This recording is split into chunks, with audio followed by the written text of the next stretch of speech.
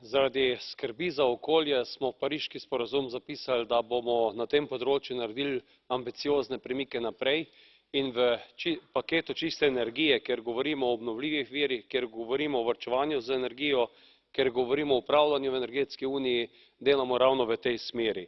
Prepričan sem, da lahko s kompromisom, ki je hkrati realističen in ambiciozen, se pravi, da bomo imeli za tega tudi finančne inštrumente, da bomo podpirali inovacije, raziskave v tej smeri, da je to tista pot, po kateri moramo iti.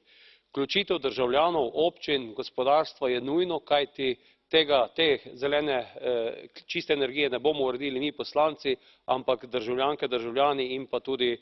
gospodarstvo. Potrebna aktivna vloga posameznika, hkrati pa v tem paketu vidim tudi priložnost za podeželje, kjer imamo ogromno streh za sončno energijo, možnost vetrnih elektrarn, biomasa se tu ustvarja tako v gozdovih kot na njivah in v tem moramo poiskati ta ambiciozen in realističen cilj in doseči ta čisti paket.